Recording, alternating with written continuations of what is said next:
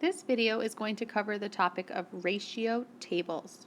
Be sure your date and topic are at the top. The essential question will be, what is a ratio table and how do we use one? A reminder that a ratio is a comparison of quantities. A ratio might be that I can run 2 miles in 18 minutes, right? I'm comparing the distance I can go in the amount of time that it takes. You will also sometimes see this called a rate. So today when we're talking about ratio tables, you might also hear them described as rate tables. We can use what we call a rate table to find and organize rates and ratios. I'm going to add the word equivalent here as well, because we want to make sure our rate and ratio is consistent. So here I have an example of a rate or ratio. I use 12 chocolate chips for every 2 cookies that I bake.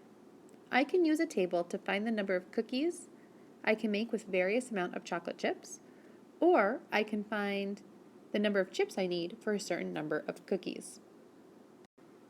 So here I've set up my rate table. I have the number of chips on one line and the number of cookies. I can use this in lots of ways.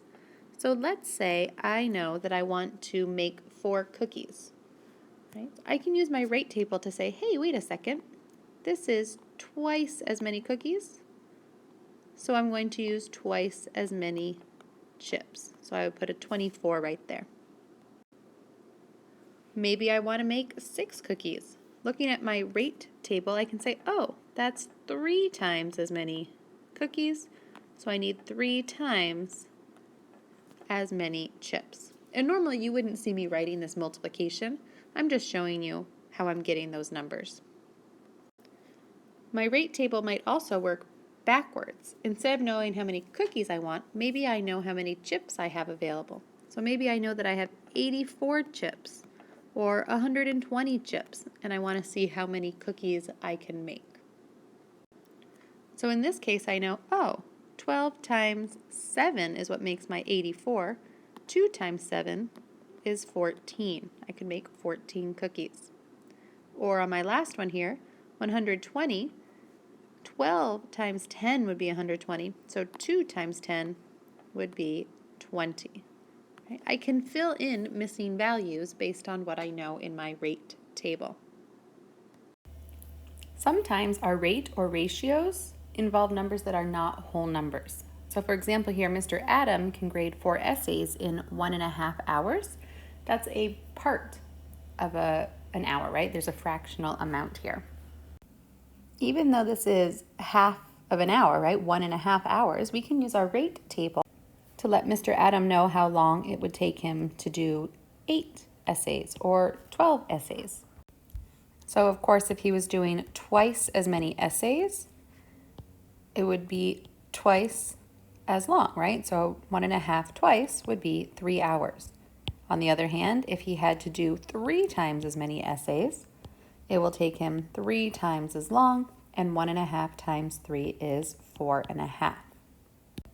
And of course, he could use this the other way too, right? He could say, I have 15 hours to spend this weekend grading essays. How many essays will I be able to get through?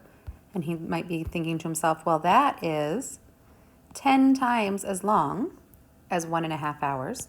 So I should be able to do 10 times as many essays. So I should be able to do 40 essays, right? And he could continue this table to figure out the number of hours and essays that he has to take care of. For your turn, I want you to look at this rate that a student reads 8 pages in 2 minutes. And I'd like you to complete the missing values in this rate table, whether that's finding the number of minutes it takes or the number of pages they can read. And remember, the essential question of this video is, what is a rate table and how do we use it? And so we've seen a few examples of rate tables and filling them in and using them to determine missing values. We'll of course be practicing it more in class, but bring any questions that you might have for us to share and discuss.